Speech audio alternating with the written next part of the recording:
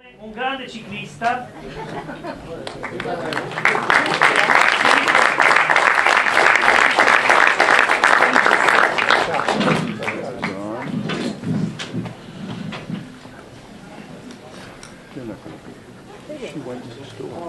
On va parler en français et puis il y a les écouteurs, traduction italien et anglais.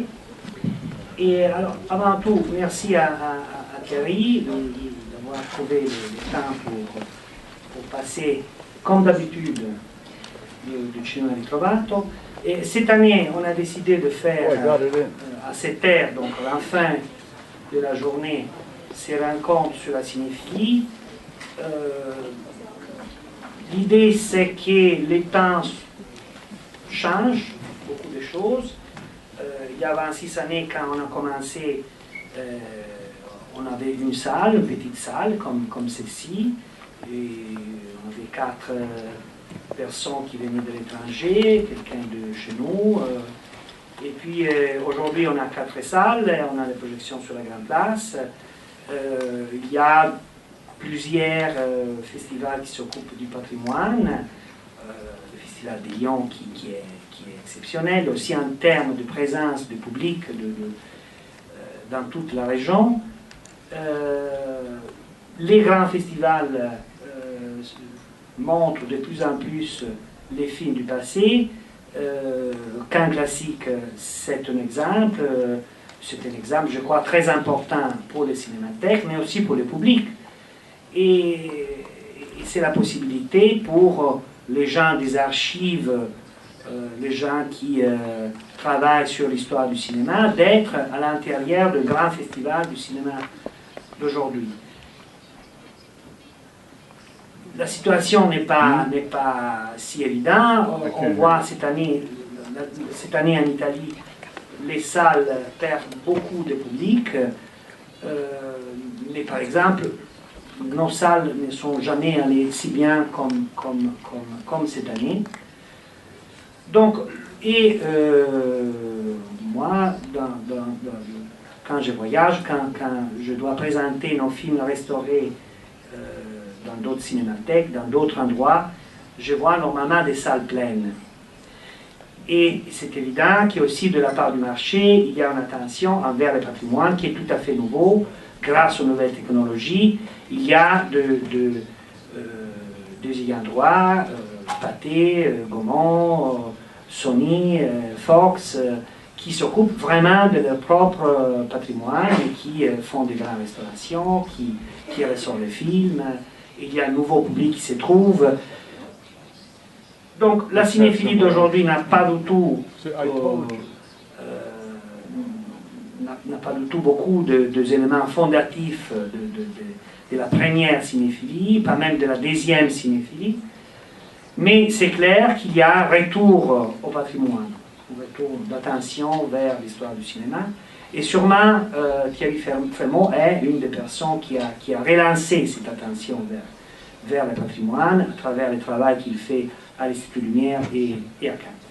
Donc, tout d'abord, tout simplement, quelle est ton impression sur ça? Est-ce qu'il y a vraiment une nouvelle cinéphilie qui est en train de se créer? Oui, moi je crois que la cinéphilie est une chose qui est toujours en mouvement. Moi j'ai commencé à m'intéresser au cinéma et au film en même temps qu'à ce qui se disait, que ce qui s'écrivait sur le cinéma. C'est-à-dire que je suis né en 1960, donc dans à la fin des années 70, début des années 80, quand je suis moi-même devenu cinéphile, je me suis autant intéressé aux films, tous les films que j'avais à voir, qu'à toutes les choses qui m'avaient précédé, c'est-à-dire aux gens qui avaient inventé la cinéphilie, et en particulier à ceux qui, à Lyon, avaient créé la Revue Positive, donc qui, d'une certaine façon, étaient plus intéressants que les gens de la Nouvelle Vague, parce que les gens de la Nouvelle Vague sont tellement extraordinaires, ils sont devenus des artistes. Je parle des cinq jeunes Turcs de la future Nouvelle Vague, qu'on avait appris beaucoup de choses d'eux, et moi j'avais commencé à plutôt m'occuper de Bernard Charder et de ses copains, qui étaient des amateurs, qui s'occupaient de littérature dans l'après-guerre, et puis qui ensuite sont devenus les fondateurs de la revue Positif, et puis qui sont restés cinéphiles, qui ne sont pas devenus cinéastes. Et moi j'ai toujours eu le sentiment que nous étions, nous cinéphiles, mais souvent dans la reproduction de gestes et d'une mémoire et d'un comportement qui avait déjà existé avant nous. La première fois que j'ai vu Jean Douchet, d'ailleurs, la première fois qu'on s'est rencontrés, je l'avais longuement questionné sur sa jeunesse, en lui disant qu'il était de droite et tout. Il a dit, ah bon, mais pourquoi tu dis ça?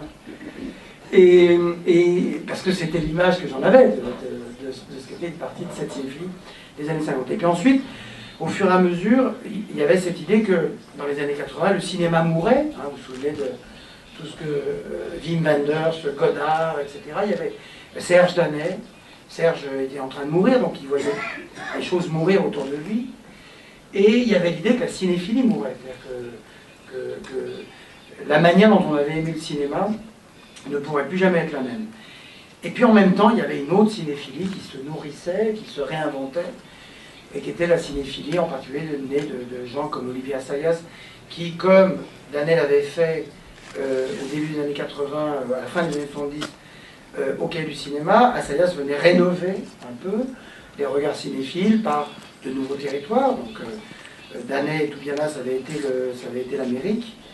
Le retour à ce pays détesté pendant une décennie, Jean, tu me trompes si je dis des bêtises, et puis tout à coup, on repartait vers l'Amérique pour dire que c'était ça le pays de nos enfances cinéphiliques, puisque Serge Danet évoquait évidemment beaucoup l'enfance et sa propre enfance, d'où son rapport à Hawks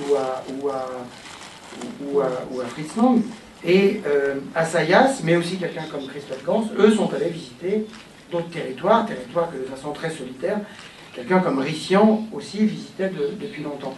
Donc là, il y avait l'idée que c'était pas mort tant que ça, et qu'on pouvait recommencer. Et puis après sont arrivés en effet les modes d'accès nouveaux au film, par les télévisions câblées, par les VHS. Ça avait quand même été quelque chose de très extraordinaire, qui permettait non seulement de rattraper son retard, c'est ce qu'aujourd'hui encore, un jeune type qui se dit « ma vie va être le cinéma », même s'il habite dans la Creuse, il peut devenir aussi cinéphile que Jean Douchet. Parce qu'il peut tout voir, s'il décide de le faire. Après, le problème, c'est qu'il a beaucoup de retard. Il y aura beaucoup de choses à rattraper. Je cite toujours l'exemple de Raymond Chira, qui va fêter ses 90 ans là, au mois de juillet, dans quelques jours. Raymond est de 22. Il est allé au cinéma comme ça, et puis, quand il a eu 10 ans, il a commencé à noter les films qu'il voyait. Et quand il a 10 ans, il était donc en 30, 32, et il a vu tous les films français, jusqu'à aujourd'hui, puisqu'il continue. Alors que celui qui dit, moi mon truc ça sera le cinéma, faut qu'il rattrape les 90 ans, les 80 ans de cinéma parlant qu'il n'aura pas vu. Alors Raymond, lui, a tout vu. Donc c'est d'ailleurs un grand projet qu'on a à Lyon et avec toi, je m'appelle Gianluca, qui est que maintenant il va falloir qu'on s'interroge sur comment partager l'histoire du cinéma, comment inventer des mots, des périodes, des scansions, puisque c'est plus ça. Même là, on est à 15 ans après le centenaire du cinéma, quoi. On ne peut plus parler d'un art qui a 100 ans, l'art a 115 ans. Et donc, tout à coup, quelqu'un peut devenir très cinéphile en voyant tout. Et puis, quand je suis arrivé à Cannes, j'avais une idée. Alors, Gilles Jacob, quand il m'a appelé vers lui, c'était pour dire il va falloir se réconcilier avec Hollywood, parce que Cannes s'était un petit peu éloigné des studios, et puis il y avait quelque chose sans doute, m'avait-il dit, d'une sorte de jeunesse cinéphile qui n'était plus la sienne, parce qu'on trouve toujours quelqu'un, c'est vraiment dans le roman de Jack London, c'est-à-dire qu'il y a tout, on trouve toujours quelqu'un de plus jeune qui vous donne le sentiment qu'on est has-been en matière de cinéphilie. Et lui avait le sentiment qu'il fallait rénover tout ça, et en particulier sur le cinéma de genre. Et moi je m'étais fait la remarque un petit peu avant que j'arrive, donc je suis arrivé à Cannes en 2000, 2001, et un petit peu avant, puis après, moi j'étais un grand amateur des films de John Woo. Et John Woo n'était pas à Cannes. Et c'est pour ça que je voulais que le truc s'appelle cinéma contemporain, cinéphilie contemporaine, parce que dans les années où j'étais festivalier, j'adorais John Woo. Il ne me venait pas à l'esprit que John Woo, les films formidables, où John Woo réinventait le film policier à Hong Kong, tout seul, sans que personne s'en aperçoive, sauf les cinéphiles. Il ne me venait pas à l'idée que ça puisse aisément être en compétition. Par contre, quand je suis arrivé à Cannes, je me suis posé cette question-là. Je me suis dit, et si maintenant on ne reprochait pas à Gilles que à Hong Kong, dans un certain isolement, quelqu'un faisait ce type de cinéma. Et moi, je le confondais à Pékin Park, qui est venu d'ailleurs en compétition à Cannes, une fois. Mais il y avait toujours cette idée que chez les cinéphiles, il y avait une manière de sacraliser ou de consacrer les cinéastes, mais longtemps après, ce qu'on fait ici et ce que font les cinéphiles en général, c'est-à-dire on revoit les films et puis on se dit, tiens, finalement, ce truc qui n'avait pas été aimé, alors nous, il y a toujours l'exemple français de la règle du jeu, qui n'a pas été aimé à sa sortie, cette chose qui n'a pas été aimée, à le revoir, on s'est trompé. Bon. Et est-ce qu'on peut le faire quasiment en direct, de façon contemporaine? Est-ce qu'on peut avoir des discussions calmes qui sortent du j'aime, j'aime pas, du c'est super, c'est pas bien, du qu'est-ce qu'un tel pense? Et quand on a fait la première édition du Festival Lumière à Lyon, c'était avec Bologne, c'était Sergio Leone. Et un journaliste français d'un journal éminent, journaliste non moins éminent, je lui dis, ah, vous faites Léon? Oh, je suis pas sûr, Léon. Et là, j'ai dit, eh ben, c'est pas grave. Parce que Léon avait été beaucoup stigmatisé négativement. Je me souviens même que l'une de ses dernières apparitions publiques, ça avait été à Annecy. Et moi, j'étais très, très impressionné de le voir. Et il y a beaucoup de gens qui disent, ouais, bon, Léon, bon. T'aimes pas, toi, Léon?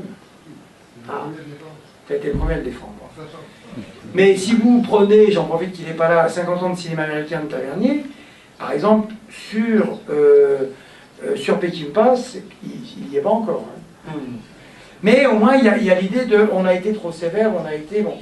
Et moi qui venais de ce milieu-là, du milieu formidable où on peut se parler sans animosité et sans dis-moi ce que tu aimes, je te dirai qui tu es, il y a Christian qui continue à être pénible là-dessus. Mais je pensais qu'on pouvait jouer ça aussi sur le cinéma contemporain. Et c'est pas si facile. Et en même temps, aujourd'hui, on pouvait se passer de Johnito à Cannes, de John Woo à Cannes. Aujourd'hui, dès qu'un cinéaste fait un court-métrage, il y a déjà 4 satellites sur lui. Des gens qui vont aller le produire, des gens qui vont vouloir continuer à le faire travailler.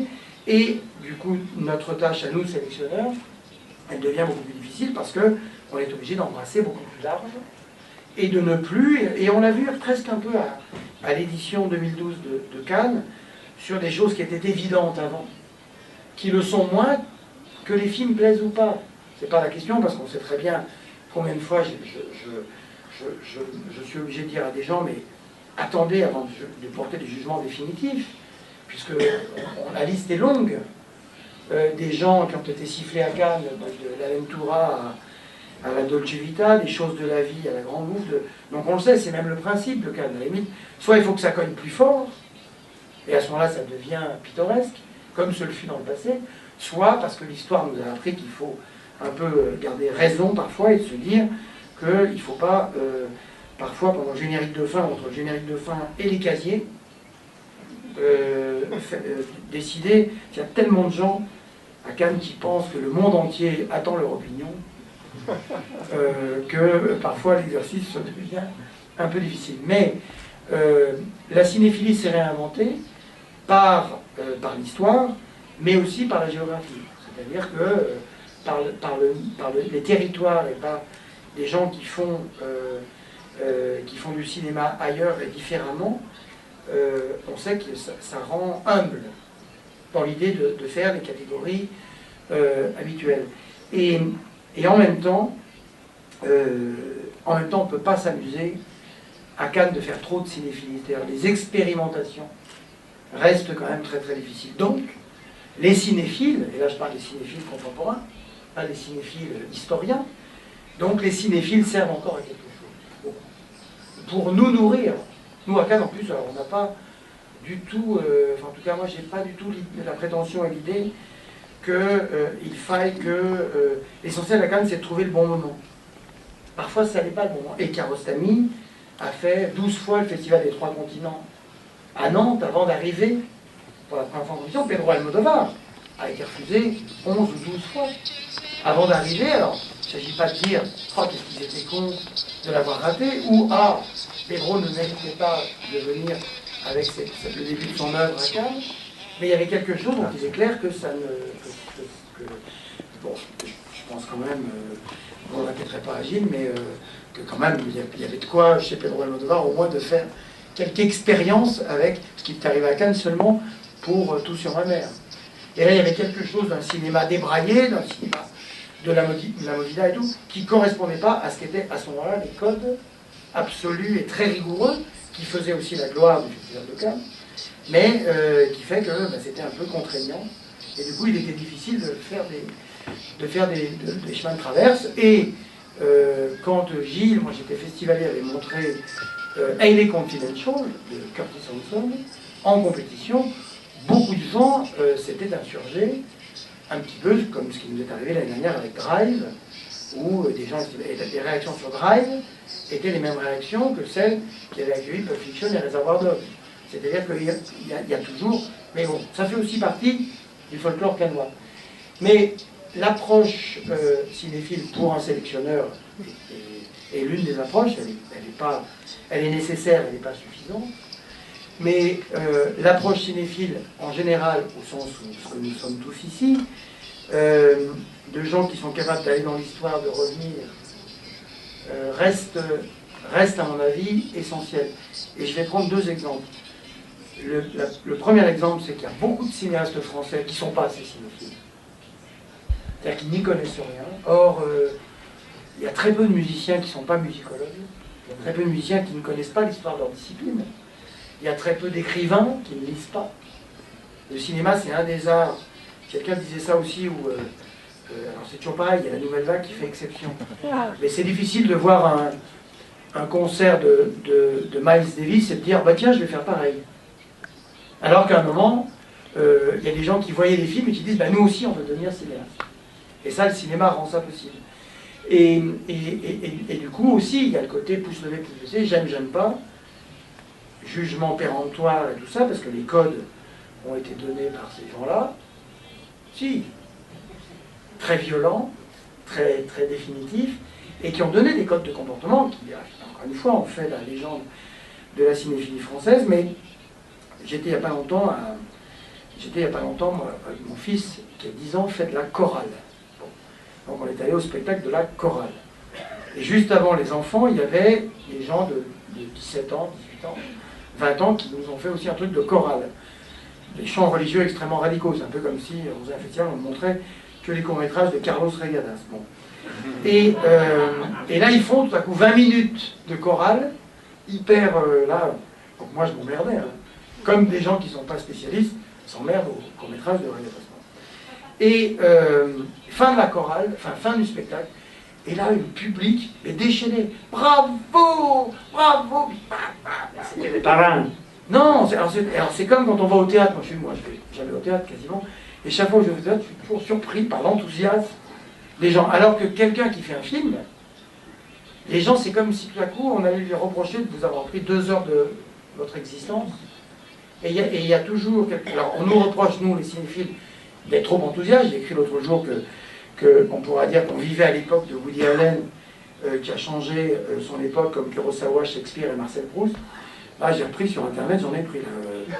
Quand je le comparais à Shakespeare. Mais si c'est pas nous qui comparons Woody Allen à Shakespeare, personne ne va le faire. Bon, donc on est obligé un petit peu de forcer la dose. Mais non, ce que je veux dire par là, c'est qu'il y a quelque chose d'un enthousiasme qu'on trouve parfois dans les autres arts, mais où le cinéma, on essaie toujours de rester sur son compte à soi, parce que dis-moi ce que tu n'aimes pas et je te dirai qui tu es. Pendant longtemps, ça a été « je n'aime pas donc j'existe ». Ça, c'est les sélectionneurs. La preuve, c'est qu'on refuse plein de trucs et on prend peu de choses.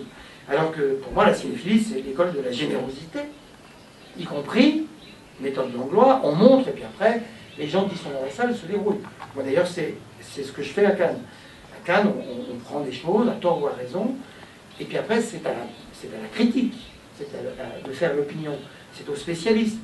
Nous, on fait notre métier de sélectionneur, qui est autre chose. On n'est pas là pour, évidemment, théoriser, écrire et faire des trucs. Et Dominique qui est dans la salle, Paini, je n'attends jamais rien que la lecture qu'il fait chaque année, de la sélection, de ce qu'il voit. Parce que j'apprends des choses. Pourtant, si je veux dire, c'est ma sélection, c'est notre sélection. Et pourtant, j'attends beaucoup de ce que des gens vont en dire en termes de voilà ce que cette sélection a dit de ce qu'était le cinéma cette année. Bon.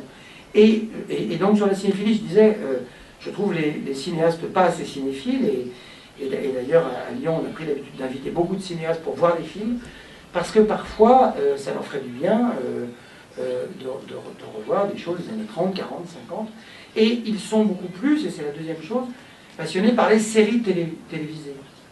Les séries, moi je vois très très peu de séries, j'en vois quelques-unes, et c'est vrai que c'est formidable. Je ne suis pas sûr que les séries projetées dans une salle de cinéma, ça tienne. Moi je suis fou d'une série française qui s'appelle Braco par exemple. Je ne sais pas s'il y en a qui ne connaissent pas, c'est vachement bien Braco. Mais dans une salle de cinéma, je ne suis pas sûr qu'on aurait, nous cinéphiles, le même degré de tolérance qu'on peut avoir devant un poste de télévision. Donc, et pour vous donner un truc, ça l'écrivait pas dans la presse, mais quand Jacques Audiard travaillait sur Le Prophète, l'un de ses modèles, c'était une modélisation scénaristique de type série télévisée. D'ailleurs, vous savez qu'il a tourné beaucoup plus que la fin du film. Hein, le film ne s'arrêtait pas du tout à la sortie de prison, et il y avait des enchaînements, une espèce de rythme qui était pris au... Et moi je disais, mais je t'en supplie, ne dis pas ça aux conférences de presse, ne dis pas que tu es influencé par la télévision, tellement je voulais que ça reste du cinéma, quoi. Et d'ailleurs, c'est ça, à la sortie de prison, il y avait eu cette légendaire discussion à Lyon après le film, lorsque le film est sorti, où un jeune avait pris la parole et il avait dit à Jacques Audiard, oh, monsieur Audiard, alors là, non, à la fin ils sortent de prison là, puis il y a des voitures, hein. Mais c'est qui dans les voitures? Et on s'aperçoit quand même que, malgré tout, l'exigence scénaristique et la discussion d'après-film restent quand même toujours nécessaires. Et donc cette cinéphilie contemporaine, qui fait que Tarantino a redonné aussi beaucoup d'énergie, beaucoup de base à tout ça, pour donner de la tolérance à ça. Et pour finir, et pour répondre à ta question, oui, l'apparition des DVD, l'apparition des VHS, l'apparition des films sur les chaînes câblées font que l'augmentation du nombre de générations cinéphiles et l'élargissement territorial et esthétique font qu'aujourd'hui, il est beaucoup plus difficile de se donner à une seule église cinéphile comme on pouvait le faire il y a quelques années. Et apparaît comme un luxe extrême de se souvenir. Moi, j'étais frappé par ça quand je faisais mon travail universitaire sur Positif et les cahiers. Les uns s'engueulaient parce qu'ils avaient Hitchcock et Dreyer, et les autres parce qu'ils avaient Buñuel et Kurosawa. Aujourd'hui, tout le monde aime Hawks, Dreyer, Buñuel et Kurosawa. Et à juste titre. Et en même temps, il fallait ça pour créer... Et aujourd'hui, les bagarres sont différentes, évidemment, mais il ne faudrait pas croire qu'elles sont terminées, ou plutôt que les pulsions ou les passions cinéphiles sont éteintes. Ça se fait complètement d'une autre manière, et c'est pour ça qu'on a vu arriver d'autres revues, HK Magazine, sur d'autres types de cinéma, et que moi, ce qui m'intéresse le plus aujourd'hui, c'est à Cannes, de faire rentrer des choses qui n'obéissent pas, et c'est ce qu'on a fait depuis 10 ans, qui n'obéissent pas à ce qu'on peut attendre d'un cinéma de festival, parce que ce qui n'était pas un cinéma de festival dans les années 50, 60, 70, c'est ce qu'on voit aujourd'hui, et aujourd'hui de s'intéresser à la question de savoir si, pour une part de ce que nous montrons,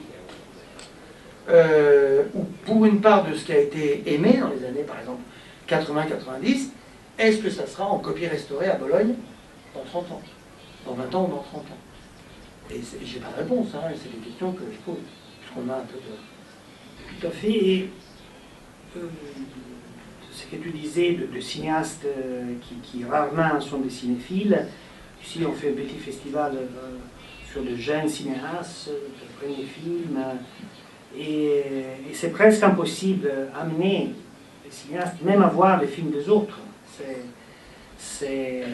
Pour moi, c'est un effort normalement très inutile. Et je pense que ça appartient vraiment à cette nouvelle génération de cinéastes. Et il y a aussi une autre chose qui est assez claire, qui est une perte d'autorité de la critique assez importante. Il n'y a pas, par exemple, aujourd'hui en Italie, sur les journaux, sauf le cas de Paolo Nerighetti, qui est en plus de la salle, mais je ne le cite pas pour ça, qui reste une critique, une vraie critique, qui connaît l'histoire du cinéma et qui a une approche profonde au film. Normalement, sur la presse italienne, tout le monde peut écrire du cinéma, sauf des gens qui connaissent vraiment l'histoire du cinéma. Et justement, cette absence d'autorité, je me demande, justement, comme tu disais, est-ce que les films d'aujourd'hui, dans 30 ans, dans 40 ans, on voudra les revoir, on voudra les restaurer, peut-être sera pas nécessaire de les restaurer, je ne sais pas. Et aussi une différence immense parmi aujourd'hui et l'époque des années 50, c'est que l'histoire du cinéma, c'était 50 ans. Et pour nous, c'est 115 ans. Et en plus, aujourd'hui, la production est mondiale. Dans tous les pays, il y a une production qui a une histoire. Et donc, il y a des spécialistes. Personne connaît tout. Et donc, est-ce que tu penses, parce qu'on écrit beaucoup sur le cinéma, on écrit sur le web, on écrit sur le blog, on écrit... Mais je crois qu'au fond, on lit très peu. Et les discours qu'on fait, c'est souvent des textos, c'est des discours très courts. Et quand Jean Duché présente un film ici, c'est très profond, il a besoin du temps, et c'est pas un mot. Mais est-ce qu'aujourd'hui c'est encore possible de faire de vrais discours sur l'histoire du cinéma et sur les cinémas du présent, et est-ce que les web et tout ça, ça peut aider? Ben, par exemple, je crois encore une fois qu'on a besoin des francs-tireurs cinéphiles. C'est-à-dire que souvent les gens, ils n'osent pas dire qu'ils sont cinéphiles, parce qu'ils ont toujours peur qu'on leur demande qui était le troisième assistant à la mise en scène sur Citizen Kane. Alors, ils ont peur de ne pas savoir répondre. Alors que la cinéphilie, c'est l'amour du cinéma, et que chacun l'est à sa façon. Et on trouve toujours quelqu'un qui est plus spécialiste que soi.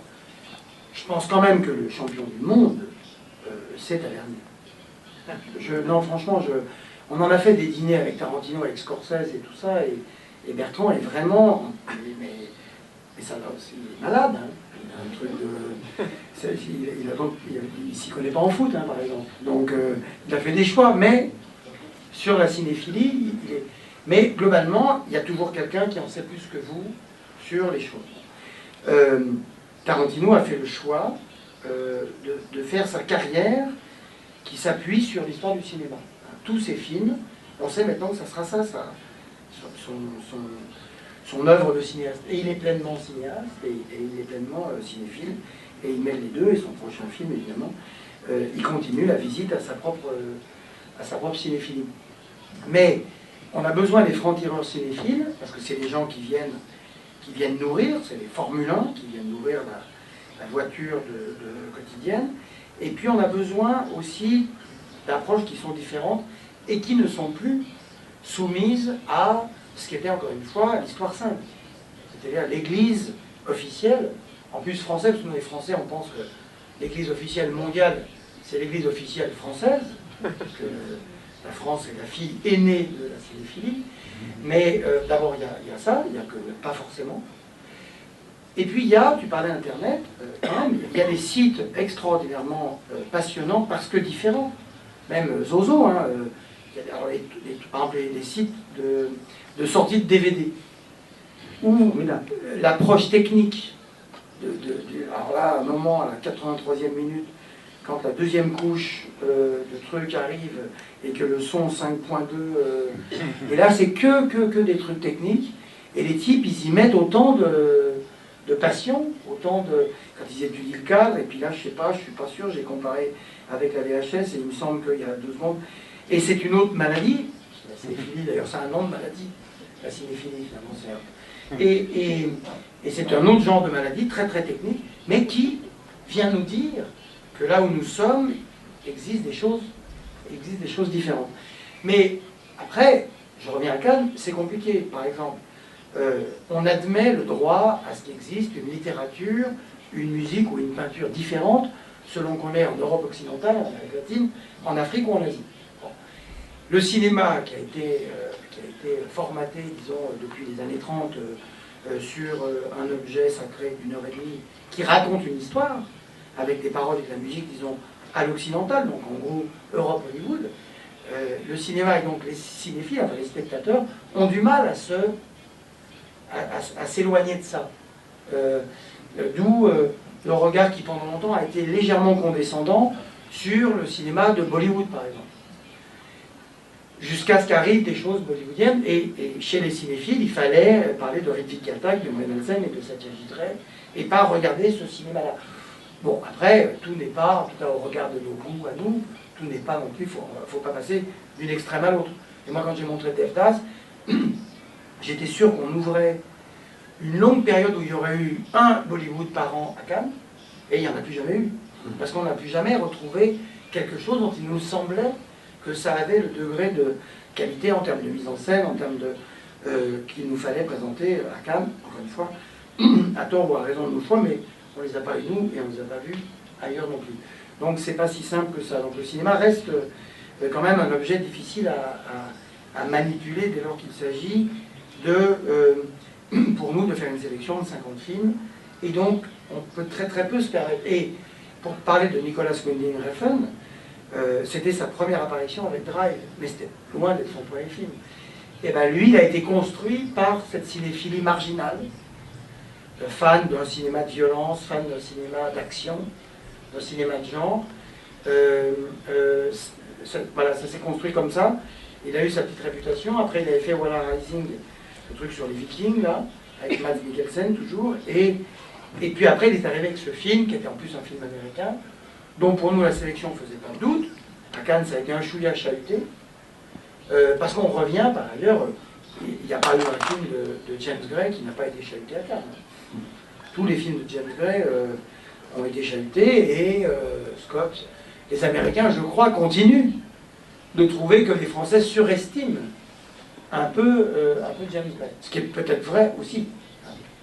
Non? Si. Bon. Mais en même temps, il faut être toujours un laboratoire. Ici, c'est un laboratoire historique, et Cannes, c'est presque un laboratoire géographique. Mais nous, très souvent, quand on a des discussions, il y a ici Lucien Legel qui fait partie du comité des sélections des films français, on essaie d'avoir des discussions de cinéma. Pas des discussions de pouce levé, pouce baissé pour Cannes.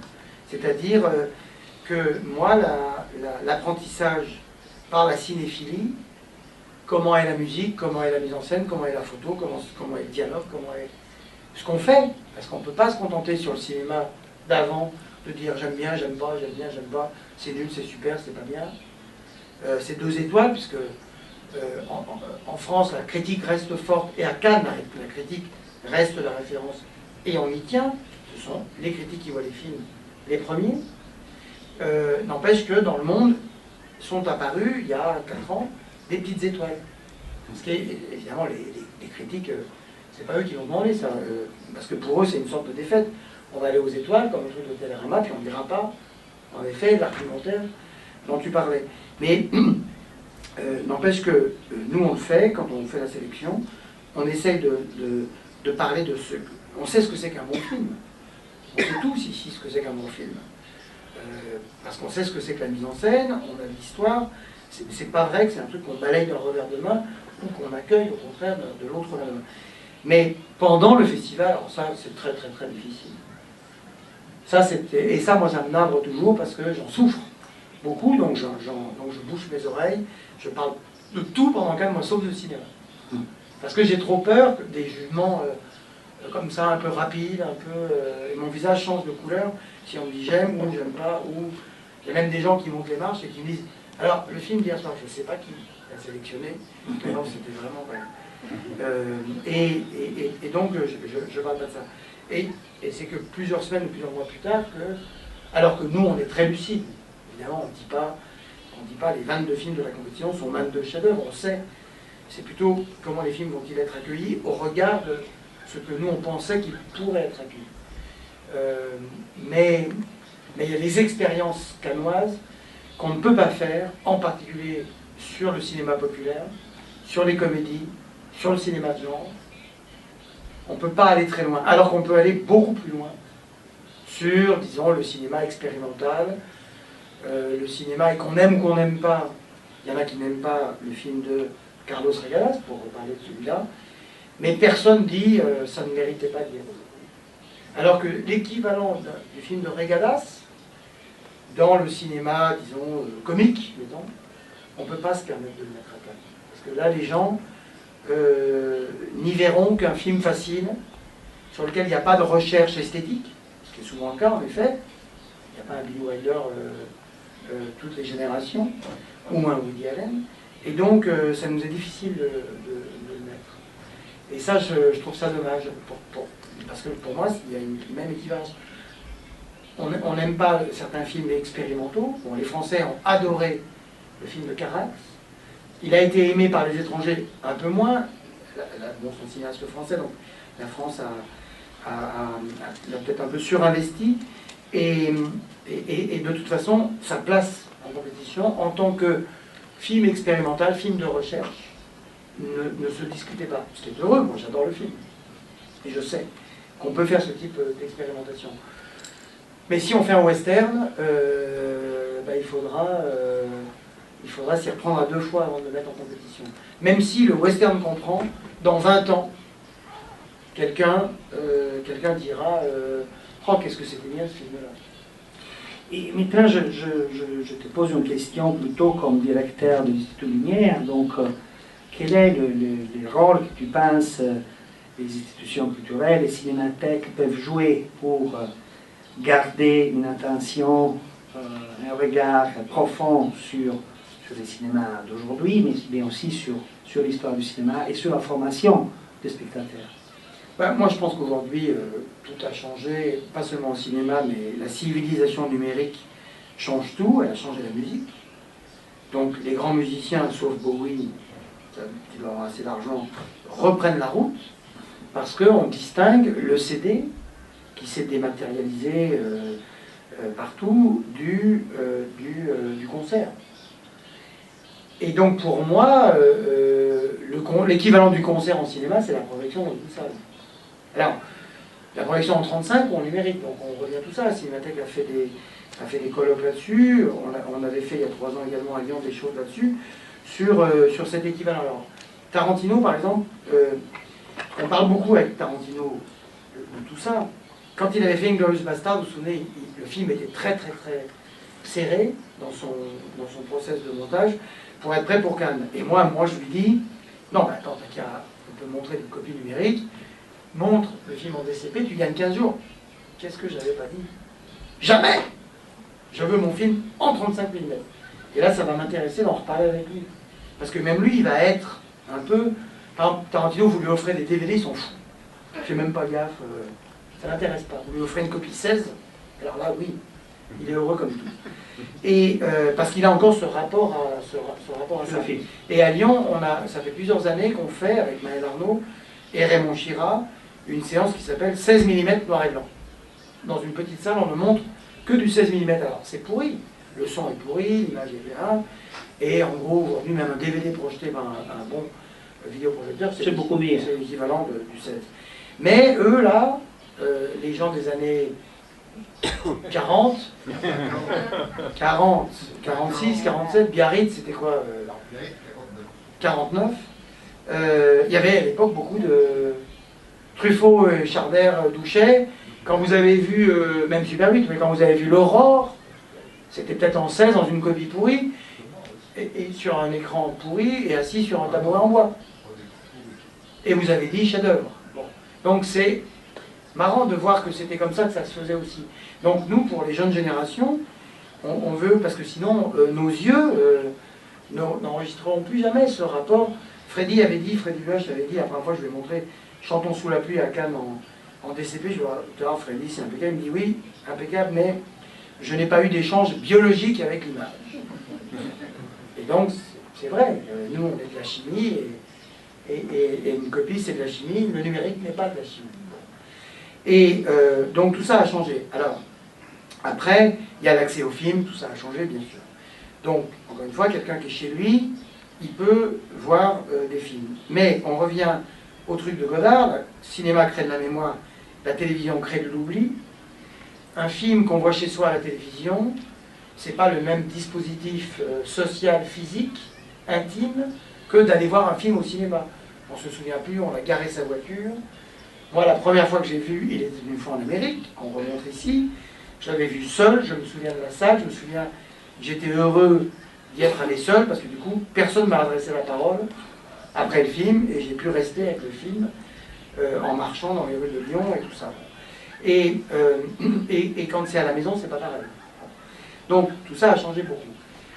Alors, pour que la salle soit l'équivalent du concert musical, il faut que ce soit des belles salles, il faut que ce soit de préférence des copies 35 ou certains DCP, on n'a pas le temps de parler de la différence de stabilité d'image, de tout ça.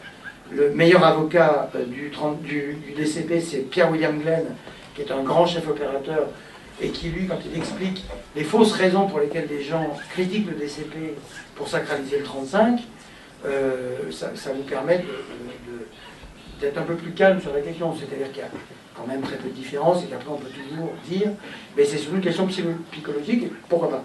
Mais l'idée, c'est que la France, par exemple, là encore, on est très en avance. Les films ressortent commercialement, enfin, n'ont jamais cessé à Paris de sortir commercialement, et puis il y a des distributeurs qui achètent des droits, qui retirent des copies neuves. Le CNC aide ça. Il y a, et Jérôme Sédou est ici, des majors à la française qui visitent leur patrimoine et qui restaurent les films, qui les ressortent, qui font des DVD, qui font des Blu-ray, ou qui les montrent dans les festivals, à Cannes, ici, à Lyon. Donc le rapport des spectateurs avec le grand écran a complètement changé dans un cycle qui, à mon avis, n'en est qu'à ses débuts. C'est-à-dire que les gens reprendront l'habitude. On va dans une librairie le samedi matin pour acheter de la littérature, et on va acheter quoi? On va acheter le dernier livre de Michel Houellebecq, ou on va acheter, parce que finalement, enfin, on va se décider à lire Moby Dick de Melville. Donc on va acheter un classique et un contemporain. Et en cinéma, c'est quand même ça. Alors après, toute la question c'est la même chose, d'aller dans une salle revoir des films, parce que c'est comme ça qu'on n'a pas perdu le... Et en France, quand vous marchez dans les rues des grandes villes, il y a encore des salles de cinéma, et il y a même encore des magasins de DVD, alors qu'aux États-Unis, il n'y a plus rien. Parce qu'on revient à l'histoire de la dématérialisation ultime, c'est-à-dire que, et moi malheureusement, j'ai le sentiment que je suis un bon cobaye sur la musique, j'achète la musique, mais je la mets sur iTunes, et puis j'ai ma musique partout avec moi, dans tous mes instruments. Donc un jour, je risque d'avoir tous les films avec moi. Alors que je disais encore quelques années, j'aime, chez moi, être entouré des DVD, des films qui ont fait ce que je suis. Nous sommes faits par les tableaux qu'on a vus, par les livres qu'on a lus. Donc à la maison, on a les livres qu'on a lus. Et on ne les jetterait pas, les livres. Ce qui fait qu'on paye, quand on habite à Paris, les loyers sont tellement chers qu'on paye 2 fois les DVD et les bouquins, parce qu'il faut des pièces en plus pour les mettre, et du coup... bon. Mais à la campagne où j'ai tous mes DVD, j'aime bien avoir les titres, mais peut-être qu'un jour, malgré tout, je serai encore plus content parce que les DVD, il faut ouvrir. Là, il faut lire le truc comme quoi il ne faut pas pirater. Puis après, il faut lire le menu. Puis après, il faut dire que c'est sponsorisé par le CNC. Tout ça, on perd un temps fou. Bon, alors qu'il faudrait pouvoir voir ça comme le VHS, hop, et aller au film en direct. Bon, je dis ça parce que je pense que c'est un vrai problème. Il faudrait mettre le DVD et aller au film tout de suite. Bon, surtout quand on aime bien voir des bouts de films, comme moi, j'aime beaucoup voir des bouts de films. Donc comme les CD, par contre, on va à la 20e seconde. Et... Donc, le rapport à ça a beaucoup changé, mais je suis convaincu, et si Jérôme m'y autorise, je peux dire la discussion qu'on a eue l'autre jour, sur l'idée que, lui à Paris, nous à Lyon d'ailleurs, mais sur l'idée d'ouvrir des salles que pour le patrimoine. C'est-à-dire ce qui était des salles de quartier autrefois, qui passaient les films de quartier, et avec les accords Bloom-Burns, tout est arrivé d'un seul coup, dans les années 50, et là, les films avaient 4 ans, 5 ans, 10 ans pour certains, hein, parce qu'on rappelle sur le rapport à la cinéphile que quand Langlois parlait de Murnau, et Murnau le précédait de 20 ans, de 30 ans, pas plus. Donc nous, ce qui nous précède de 20 ans, il y a plus d'écart entre nous et À bout de souffle qu'entre À bout de souffle et l'aurore de Murnau. Donc tout ça quand même change et nous oblige à... Et donc des salles vont ouvrir pour montrer des films de patrimoine, et peut-être sans cérémonie, et peut-être pas avec des salles pleines toujours de manière événementielle, mais, parce que comme organisateur, on adore avoir des salles pleines, mais comme spectateur, on adore aller voir des films dans des salles vides. Mais non. Ah, moi j'adore. Mais non, horrible. Que les salles soient vides, et alors tu restes à la maison. On s'installe bien, et qu'on est bien, et qu'on met nos pieds sur le ciel de devant, et qu'on s'installe, qu'il n'y a personne devant. Encore qu'on se souvient aussi des films avec un mec qui vous empêchait de voir le film correctement.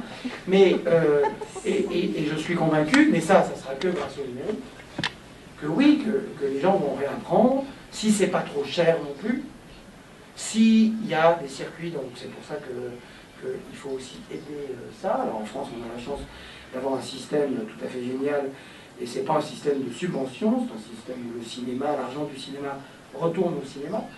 Et oui, tout ça a beaucoup changé, et ça n'empêchera pas que, et alors j'avais écrit moi dans ma thèse qu'un jour un film sortirait, que Bernard Pivot, donc il était encore, c'était un grand animateur de télévision, et que le vendredi soir, et qui disait la messe quasiment culturelle, d'abord littéraire puis culturelle, et un jour, quand il parlait d'un film, il disait, bon, bah, alors ce film dont nous parlons, eh bien, il est demain à la télévision, demain en vente en VHS à l'époque, et il sort au cinéma ce soir. Et tout ça serait conjoint, et que les gens vont faire le choix d'aller là ou là. Mais moi je connais beaucoup de gens qui n'ont pas la télévision, qui n'ont pas de lecteur DVD, et qui veulent continuer à aller au cinéma. Et ça change rien. C'est pour ça que les festivals, comme en musique, comme en théâtre, comme en musique classique, restent des moments très importants de partage, d'événementialité, et quelque chose dont on fait usage après pour la circulation des œuvres. Bon, c'est 8h, donc On va manger. on va manger, on va se préparer à Bourman. Donc merci Thierry, bon travail, on a beaucoup besoin de la qualité de ton travail.